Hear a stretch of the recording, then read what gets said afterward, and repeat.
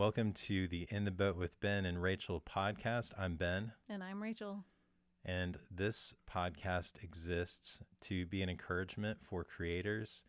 Rachel and I are on our own creative journeys, and so we use this as a place to share our experiences and some of the things that we've learned in hopes of giving you some ideas and helping you feel like you've got some companions with you on your creative journey. So today we're talking about managing creative energy. And it's kind of a broad topic. I think the idea for this came from an experience that I have where sometimes I will have this kind of like, I'll get an idea and I'll be really excited about it, and it'll feel like I've got lightning in a bottle, and I'm just like, I can't get this out fast enough. Like I will burn every second that I have trying to turn that idea into a reality. And I love that kind of creative energy, and it feels a little bit chaotic and just like I'm riding a wave, you know.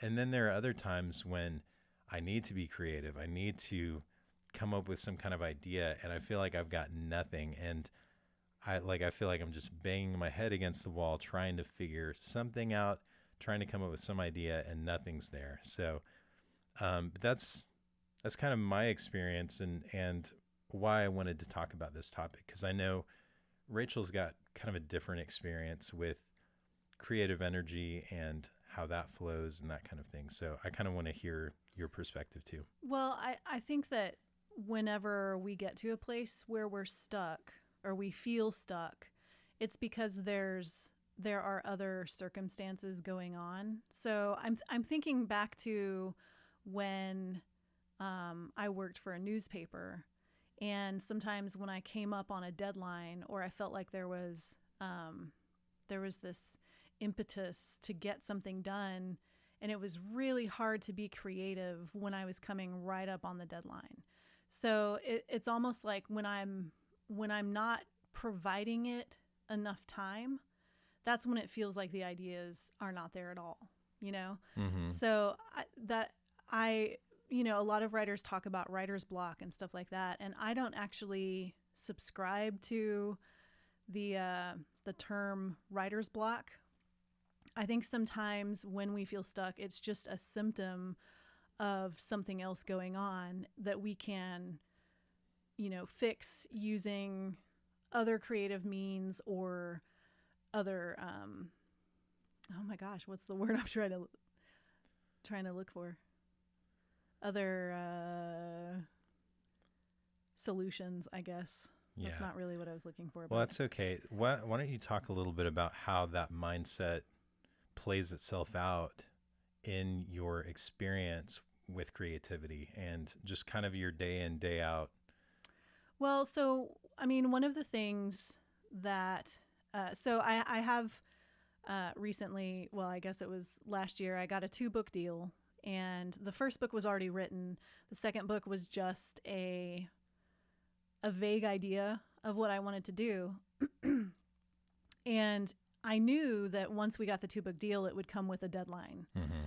And so I made sure as soon as that deal was closed, I started on book 2, because I knew that in order to give it the best creativity and the best space that I could, I needed to get started as early as possible so that I could, like I said, give it the space that it needed to grow and become a story on its own. And so that's kind of my method, is giving enough padding, I guess, between a deadline and when I get started with a creative project that helps me not feel, because I think what happens is when we come up against a time deadline, there's this pressure that happens in our brain, and our brain doesn't work well creatively when there's pressure. Mm-hmm. And so I guess the first thing that I always try to do, I'm not saying that this is possible every single time, because I know some of us create on a weekly basis. And so for that, it kind of comes down to discipline and having good, productivity practices. But giving it the space that it needs to develop is one of the most important things I can do for not coming up against a dearth of ideas, if that makes any sense. Yeah. So you've got this big project, the second book that you maybe have a few ideas for, but it is under deadline. How do you experience that pressure? Like, what does that feel like when you're actually sitting down to start, putting words onto the page, so to speak? Well, I think one of the best practices that I can incorporate for myself too is to not really think about the other people who are going to see it or be involved. Like, this is just a project for me right now. So when I sit down to brainstorm, I'm not a pantser, so I brainstorm everything, and I know how Wait, what it said? I'm sorry. So there are plotters and there are pantsers, and pantsers are people who fly by the seat of their pants. So they start a story and they don't really know where it's going. I usually plot everything, and then sometimes that changes throughout the course of the story, but I at least know where things are going and the emotional journey that the character needs to go on. And so when I sit down to even do that initial brainstorm, I try to get rid of all of that external pressure of, like, what are my readers going to think about this? What is my editor going to think? Is my editor going to like it? Is this the last great book I'm ever going to write? All of these things that kind of happen in your head when you're a creative person. I try to silence all of those and just be playful. Like, I engage any idea that comes up, even if it's like the most ridiculous idea there is. It's almost like, how you're supposed to in group brainstorm sessions, every idea is valid kind of thing. I do that with my own brain, where I have sheets of paper, and I'll write these things down and do maps and all of this kind of stuff that, like, really has nothing to do with writing, except that it's getting what's in my brain out on paper. Yeah. So, like, you're telling yourself, hey, there are no bad ideas. Right. Exactly. So when you sit down to do your outline, It's not an outline. It's a brainstorm. Well, your brainstorm, sorry. When you sit down to do your brainstorm, are you aware of the pressure? Are you aware of the deadline? And I guess what I'm getting at is how do you know, like, how do you perceive that that's happening, so that oh, I've got to use my tools here to fight against that, so that I can channel my creativity? It's a really hard question, because I feel like maybe I've just gotten into a rhythm of silencing those things whenever I sit down to create. So I'm trying to think what it was like when I was earlier in my journey. Yeah, so it's almost like you've developed kind of an instinct. For sure. Yeah. And you're almost like preemptively dealing with those potential stressors before they become a problem. Right. That's interesting. I think in the beginning, what I would do was offload some of those things. And see, I'm going to sound like a broken record, because the way that I offload is with daily journaling. So when there were time pressures, or when there was stress, or when I felt like I was stuck and I couldn't, get out of this rut or whatever, I would write about it in my journal, and then it kind of took it out of the brain and allowed all of this space to be created for whatever idea might come, And I'm thinking of your situation where you were having, specifically this week, you were having trouble coming up with a topic, or I guess a way to do something that was supposed to be done. Yeah. I was writing scripts for some videos that are going to go on our website, and kind of the assignment was, we want these to be, they're not sales videos, and they're not walkthrough videos. Like, they're not showing people how to use the product. It's really just introducing a feature, sharing what's possible, and trying to do so in a way that's kind of upbeat and humorous. And I love comedy writing. I love kind of channeling that and working on that skill. So if you look at some of the videos I produce for Podia, the company that I work for, I dip into that quite a bit. I try to incorporate that. And anytime I have some creative freedom, I almost always default to, like, trying to do something funny and creative. And so that was kind of the basis for, hey, let's do something that's funny and put people in a good mood when they're just starting out using this product. And so I sat down to write, and I kind of felt that it was like this pressure that I was feeling, like, oh, I gotta make this. this needs to be funny. Yeah. And I think in the past it's been more like I could make this funny if I wanted to, or I could do something, you know. And so But there was just pressure this time to there make was, it funny. and it Yeah. wasn't like you better make this funny or Right. else, but it was kind of like, oh, there's an expectation now Yeah. that this is going to be, that there's going to be some humor, there's going to be some lightheartedness, and I'm the one who needs to like make sure that happens in these topics that don't necessarily lend themselves to humor, Yeah. you know? Yeah. So I really struggled with that for the first few days of like, I kept coming back to those topics and Yeah. kept trying to like, is there something here? And I was very blocked. So I have two things to say about this. And the first is humor does not happen on a first draft. And I think where we can get I want to say dammed up, but that means, you know, like Yeah. blocked. When we get blocked, it's because we're also putting pressure on ourselves to create not necessarily the perfect script or manuscript or whatever it is that we're creating, but something that is very close to what we have in mind. And so I think one of the things that we can do in those situations is to just say, and this is something I embrace in my own writing life, is just that first draft is going to be crappy, you know? So humor is one of those things where you can maybe put in a few jokes on the first draft. They're probably going to be less original jokes, but ones that you've kind of heard before. But then where the funny comes in is you layer it on in your revisions.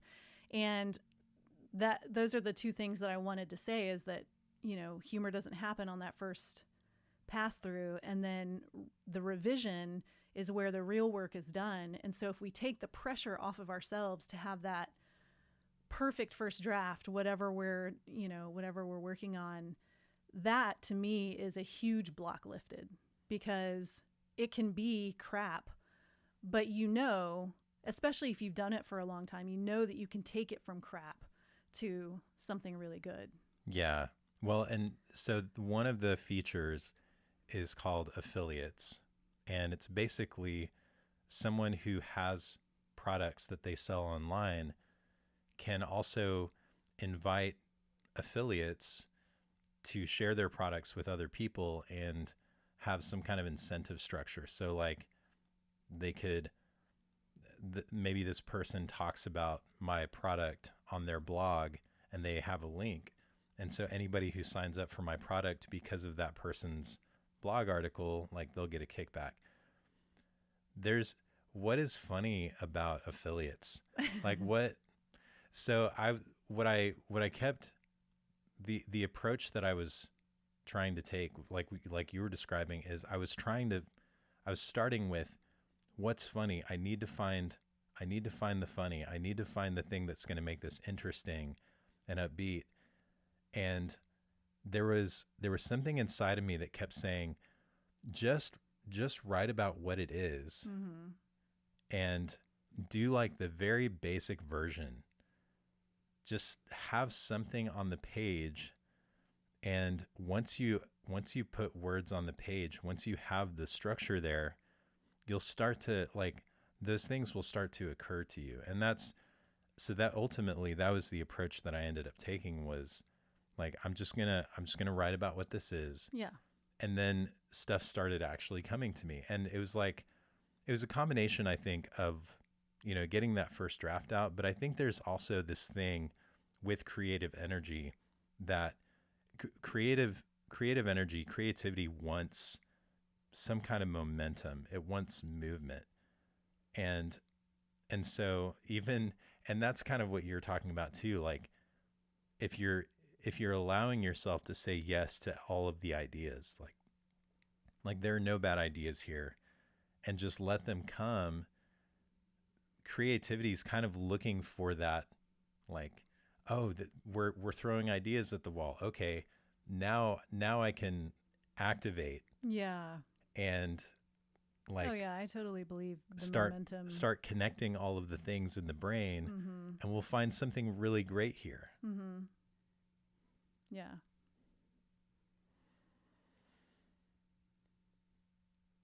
Well, there you go. That's the end. No, I I'm mean just that's kidding. not, yeah.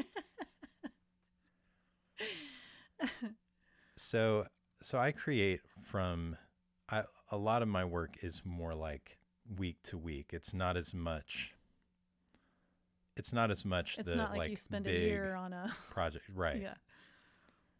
So it's very different in that sense. And I think the other thing that helps me from week to week is I have a lot of evidence that I can point to that says You've done this before. yeah, every week you have to create Mhm. something. You have to come up with something. And every week, just about every week you do. Mhm. Anytime there's a deadline and I have to produce something, it happens. And still every week, just about every week, You at freak out least a a little little bit. bit, I feel like is it still gonna happen this time? You know, Yeah. there's that part of me that's That's like, is pretty this still gonna natural happen? to creative work. But I have all of that consistency to point to, and Mhm. that ends up being a pretty big comfort. And it's one of the tricks I use, I think, to just get myself going. Because if I didn't believe, and in the times when I didn't believe that I was going to produce anything, I just wouldn't get started. Mhm. Because that lack of confidence is one of those things that just keeps you from taking those first few steps. But when I point back to, okay, these are the things that I've done, and I have, I have these routines, these rhythms, these workflows that I follow. So it's kind of a combination of like, well, I'm just going to I'm going to follow the process that I've followed every week that's led to Yeah. the result that I want. And I'm I'm just going to have to trust that it's going to get us there, and taking those first few steps, getting that momentum Mhm. going, that's when the creativity starts coming Yeah. Yeah, I totally agree. There's a uh there's a joke that the writers in my writers group have, and it's like when you're in the middle of a project already, there's always this other project that comes kind of snaking in, like, don't you want to get started on me too? You know, to where you abandon the original idea, because of course a new idea is always going to look flashy and wonderful and so interesting, but the discipline of seeing a project through, especially in my line of work, is really important when it comes to even getting started on a new project. Because if all you ever do is start a project and stop it in the middle, what does that prove to your creativity and your brain? You never finish anything. And so why would you have all of these ideas if there's never a finished in. Yeah, an end to it? and I think that also does, and this is kind of going from like saying yes to saying not now. Wait a minute. Yeah, Yeah. wait. If you indulge your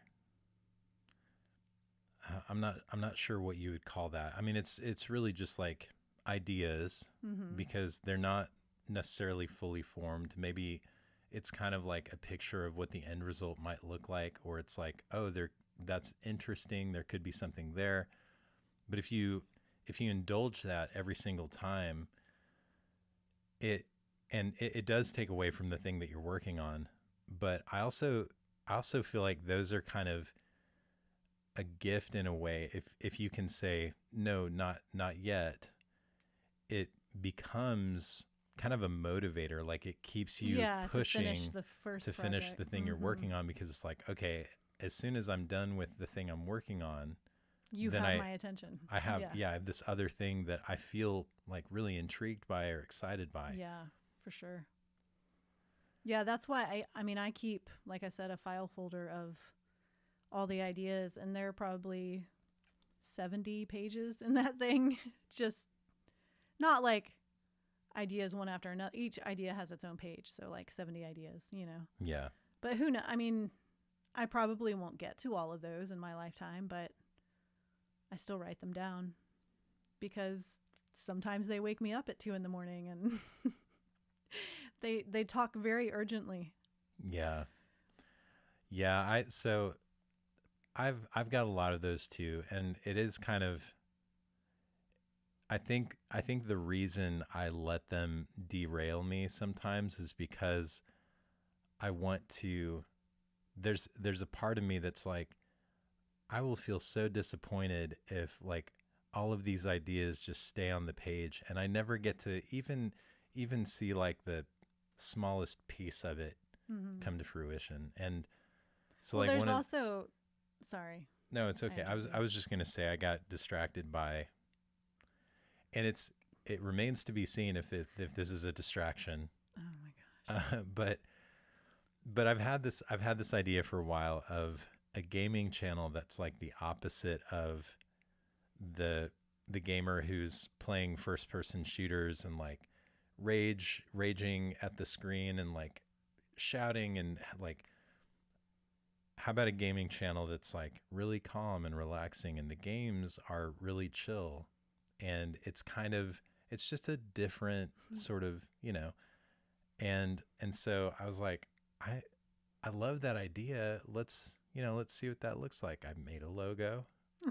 I bought a domain. I'm sorry.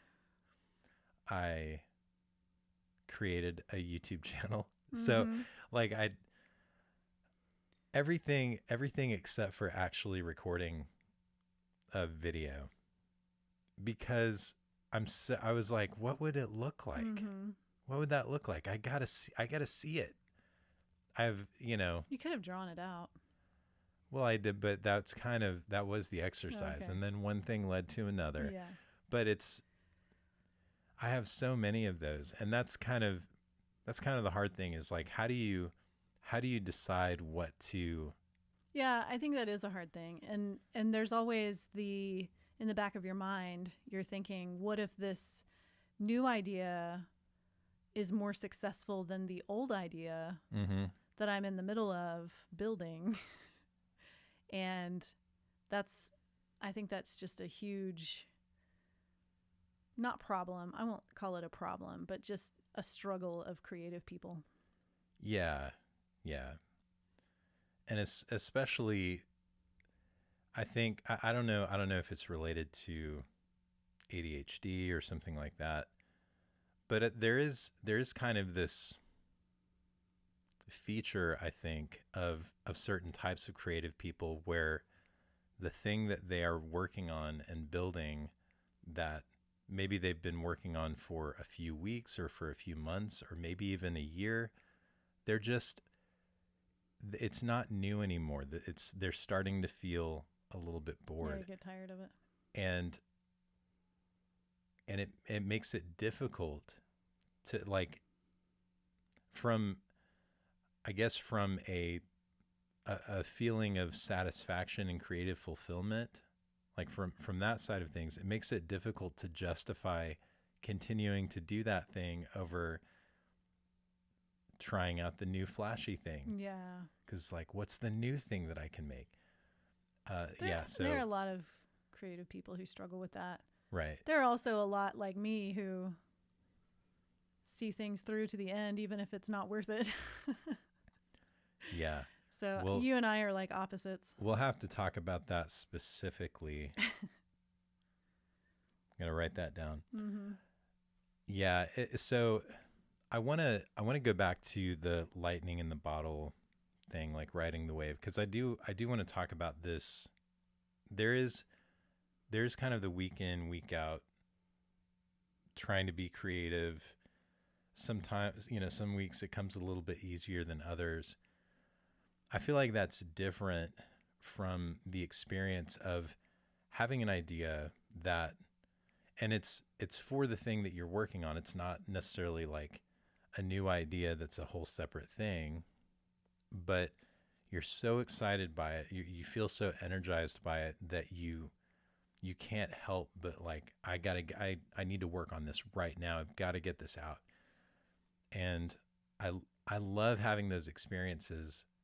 Sometimes they do like cause me to become overextended, or I I have to like work later hours because otherwise I'd be late on the normal stuff I'm supposed to do.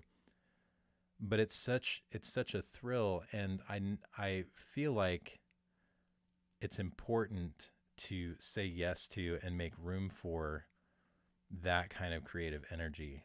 Like I don't know. Like I feel like I worry, or I'm kind of afraid that if I didn't let that out, if I didn't allow myself to express that kind of creative energy, that it wouldn't visit me as often. Does that make sense? Yeah. I don't know. What are your thoughts? I have a hard time with that because I do have, the really urgent ideas. They visit me often, but I think I've just gotten into a habit of letting them know. It sounds really weird because it's almost like they're people or something, but I've just developed a habit of letting them know I don't have the time to devote to you in a way that I feel like you need my attention. So hold off for a little bit. And once I'm done with this, I will revisit you and flesh it out and see if you are the next project, kind of thing, Yeah. Um, so I don't want to say that I don't feel that lightning thing, but I think I've gotten into such a habit of basically putting a pin in it or something, that it doesn't. I mean, I have a story right now that will not leave me alone, Mm-hmm. like for the last 2 weeks, and I'm still really I'm like, I'm already overextended. I don't have time to work on another draft right now of something. So I'm letting it sit in my subconscious, and every time there's a new, every time it visits me again, I write on my sheet of paper what it said to me or whatever, and so I'm gathering a long sheet of paper where when I do give it the time I feel like I can give it, my subconscious will have done a lot of the work for me already. Yeah. So I think for me, it's like, I don't know. I think there are some creative people, and I've actually read this. Elizabeth Gilbert wrote a book on creativity, and she talked about how she had an idea for a book and she never got to it. And then somebody else came out with a book that was her idea, basically. Mm-hmm. And she had never talked to this person or anything. And so she kind of sees creativity as this thing where the muse visits you, and if you're not open to it, it goes to someone else. But I have a different take where I feel like if you and I had the same idea for a book, it would be, yes, it would be similar plot wise, but it would be completely different because we're completely different writers, and we would have different characters, and we would have, like it doesn't ever feel like it's something that will be lost.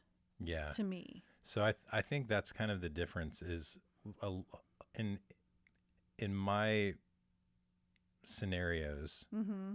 in many cases, there is kind of a time sensitivity. Like this is an idea for this specific thing that is happening right now. Yeah. And it's, if I didn't do it now, that moment is like, it's not going to be relevant next week or 2 weeks from now, or whenever I might get back to it. And so what I've tried to do is I've tried to leave enough margin. Hmm. And again, you know that I push against that margin. I end up, like filling that out sometimes when I do follow these creative lightning bolts. But I try to leave enough margin so that I can say yes when I need to. So And when you say that it's something that has a time stamp and it like it wouldn't be relevant next week, it's not something like you're not. I just want to clarify here. You're not saying something like, "Oh, we had COVID. Now I need to write about COVID because it's not going to be relevant next." Like one of those kind of. yeah, so I'll give a really Yeah. specific example. So we're doing a promotion right now called the uh, well, it's not a promotion, but it's a thing called the Podia Creator Fellowship, Mm-hmm. and we're inviting people to nominate up to 5 creators that they would like to see win at least $1,000. Right. We're gonna award one of these nominees at least $1,000, possibly more depending on how many nominations we get. And the person who nominates the winner will also win $500. So that's my little plug. You can go to podia.com/creator-fellowship and you can nominate people there. So anyways, There's a deadline on. There's there's a yeah, window of. and so what struck me Mm-hmm. was this idea for how we could kind of keep people engaged and interested. It was something that was like, oh, this will be a fun thing to do. This will be a fun thing to kind of, keep in front of people. And if I had said no to it, like it's not something that, oh, well, I'll just, I'll pick it up next week when I have more time, or Mm-hmm. 3 weeks from now, because it's going to be done. And those are the kind of situations Right. that I experience more often when it comes to having that kind of The lightning. right. Yeah. The gaming channel thing, that's a completely Yeah. different scenario because it's a separate thing Right. from what I'm actually working on. I wanted to clarify because I didn't want it to seem like you were chasing trends or something, because I think a lot of creative people, and myself included, is you can feel like those things are um, really urgent because you Yeah. don't know when they'll be around again, kind of thing. It's like, oh, Um, we need to make a you really need to podcast get to this. episode about the Oscars, Yeah, kind of thing. exactly. No, No, we're not. no, it's not like that. But that can trip us up a little bit whenever we have those lightning, the lightning bottle inspirations like you're talking about. I think there are times in my life when I don't write as many essays and stuff as I used to, but I remember times when I was writing essays and submitting them in different places, when there were ideas that felt like I have to get to this right now, and then it was just a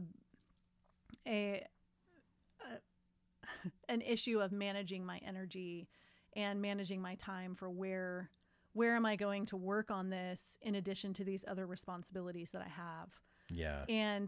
And maybe having a plan, at least for me, having a plan for when I was going to get back to those regular projects was really important for me to feel like I could put them down temporarily to focus on this other thing. Yeah. So it sounds like a really useful skill would be being able to recognize the difference between, oh, this is something that's like really does have a deadline. It's relevant to what I'm already doing.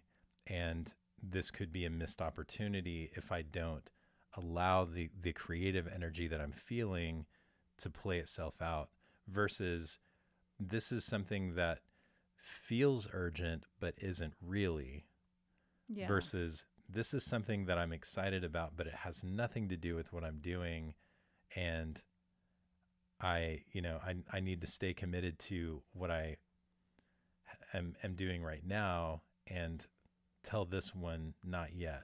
You wait your turn. Yeah. So like being able to recognize the difference Mm-hmm. between those things.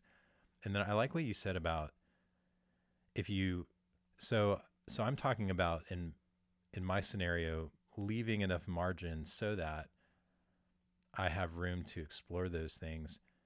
And what I think is also valuable is knowing how to advocate for like putting your normal workload aside temporarily so Mm-hmm. that you can work on something that's timely. And so, like in my case, there are people that I would need to go to and explain, Mm-hmm. "Hey, I have this idea. It's kind of a like really urgent thing. It needs to happen now. Can we push our publishing schedule back a week so that I can Mm-hmm. do this thing?" And so like being able to make a case for it. But if you're just talking about like if you're the person that you have to go to, you might you might be really hard on yourself. Like you might be the kind of person who's like, no, if I don't do Yeah. this every You single have to week, do this and everything else. yeah, yeah. So Yeah.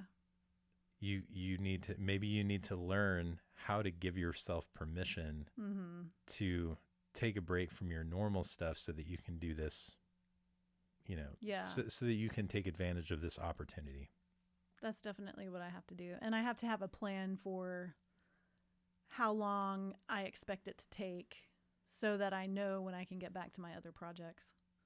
So I actually did that recently because I had to turn in final edits and that wasn't really on my radar. So I've actually put aside 2 projects, even though I'm working on 5 already. Um, and have a plan to get back to them as soon as I'm done with one more draft of another book. So Yeah, I it's don't. hard to be creative, isn't it?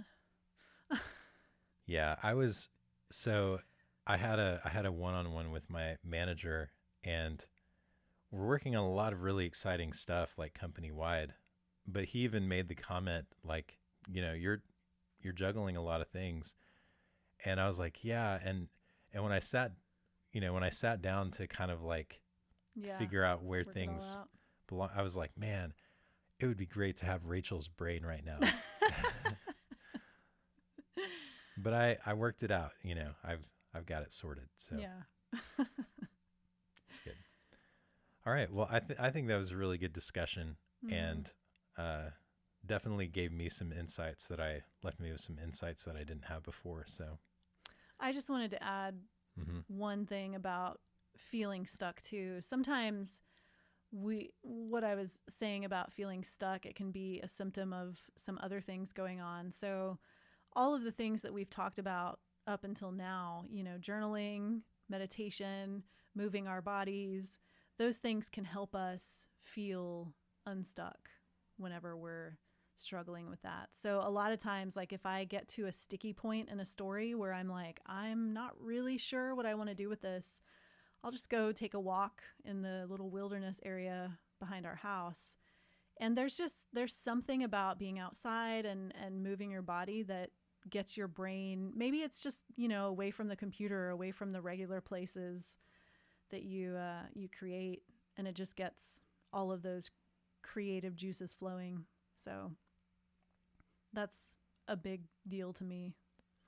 yeah, I'm trying to think of a good metaphor for this, but I like the the visual that I get in my head is like when you're trying to force creativity, it's almost like, there's this hole that you're trying to push your creativity through, and you're pushing so hard. So if like people who are watching live can see my flat palm Yeah. going up against my fist, and when you do things like you go for a walk or you meditate, and really just, and you mentioned, because we were talking about this earlier today, you mentioned consuming, Oh yeah, I read other books and yeah, even like nonfiction stuff where a lot of magazines, National Geographic is like one of my favorites for just getting ideas going in the head, which is yeah, strange because it's like a nonfiction science magazine, but there's something about it that's just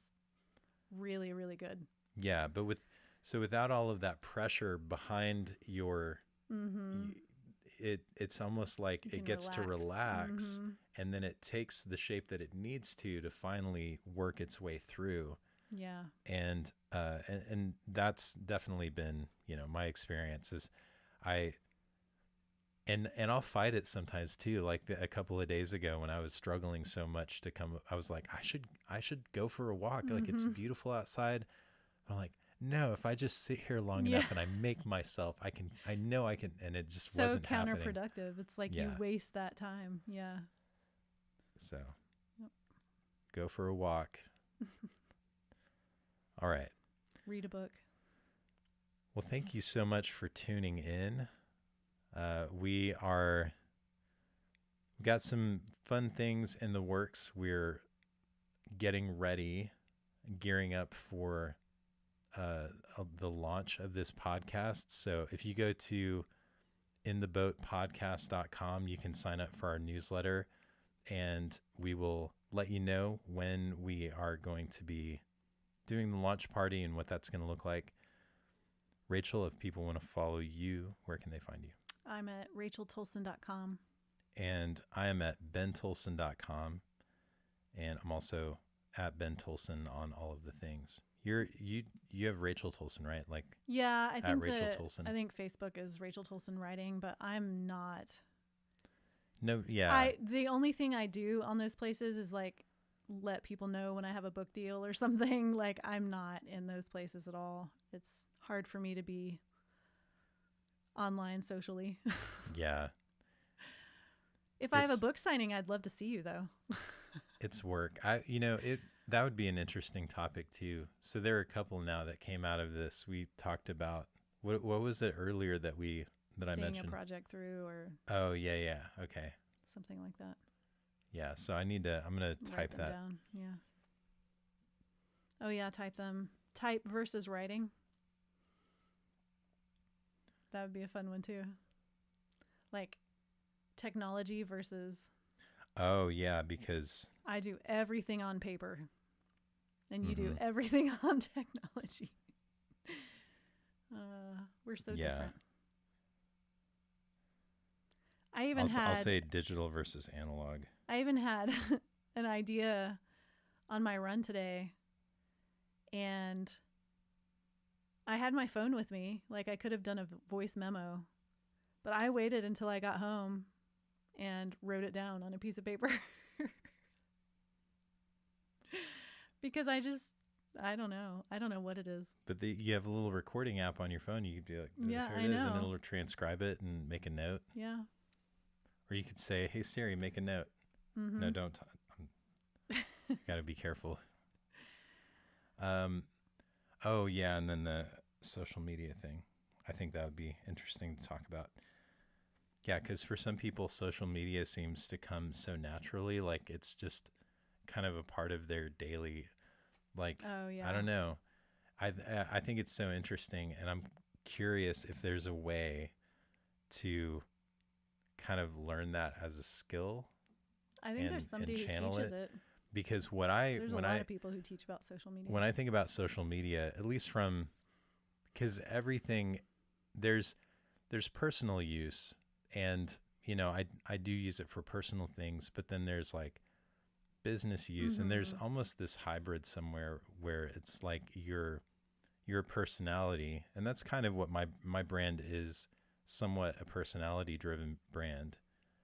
And there's some people who just it seems like they're posting stuff all the time, and it doesn't appear, at least on the outside, it doesn't appear like they're doing the kind of thing that I do every 6 months, where I'm like, okay, I got to come up with a social media strategy. So anyways, we can talk about that sometime. I think that'd be interesting. Well, thank you all so much for listening, and we will see you next time. See ya. All right, after show. Okay, quickly. We have a birthday party this weekend, tomorrow. Yeah, that's part of what woke me up at 2, is I was trying to figure out, how am I going to have the time? I make all the stuff, and that's part of the problem. Yeah. Because I'm a, what would you call it? Overachiever? No, it's not even about achievement. It's like I cannot let go of healthy food. Like food for health. Yeah, it's a couple of different things. So I can't let go. Well, we could have asked people to bring stuff, but we're inviting them to our to our home, house. and Yeah. you feel like, oh, I've got to be the one who provides this stuff. You care about it being healthy, Mm-hmm. which is good, So you want to get I don't more. want it to have preservatives or food coloring or, Yeah, so you tend to get more like whole foods that Mm-hmm. have to be prepared into whatever party foods you want to make. And so one of the things, but we did get tuna, and it's not that hard to make, tuna salad or whatever. Yeah. But you want to offer an alternative because you know that some people don't like tuna, Well, and I'm also plant-based, and and so you're plant-based. So you're offering a plant-based chickpea salad. alternative. Yeah. Yeah, just chickpea salad. Um, where you can get the healthy alternatives already prepared, you'd prefer not to spend the extra money, Right. and you value the money over your time and energy. Do I? Maybe I do. That's kind of sad. It's because I'm a woman. You think it is? I can kind of see that. Yeah. So, yeah. Well, actually, I think that might be a part of it, but I think the bigger part of it is that you didn't grow up in a wealthy household. Yeah. And so like I think a lot of people who grew up in or near poverty have that kind of mentality and that experience with money. They tend to value money more than their time and energy. Yeah, it's true. I mean, I worked at Subway. And when I that was- that is a Ooh, I don't want to say. what? Don't sue us, Subway. But you only paid me like $6 an hour. So Was that minimum wage back then? no, I think No, it was actually that like was a little bit $5.25. more. So they were paying you more than minimum No, wage. I was only making minimum wage. Oh, okay. Yeah. Wasn't mean, until yeah, that I was- went to the convenience store and sold alcohol that I got just a little bit more than minimum wage. Yeah. So It's yeah, it's so tough. That's such a persistent mentality mhm.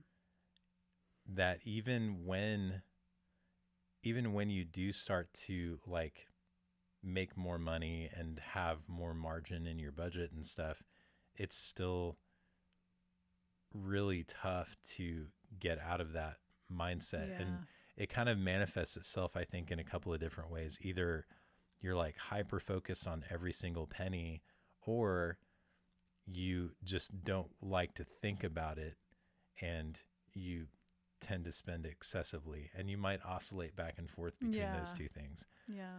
I'm not saying you specifically, I'm just saying people who, I mean, I feel guilty about buying a new pair of running shoes, even though I, yeah. need them for my sanity.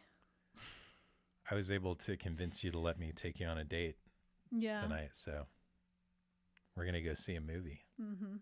It's been a while, too. So. Yeah. But we got to get all the birthday stuff done. Mm-hmm. All right. I think that's the clue. The stream needs to end. So thanks for watching.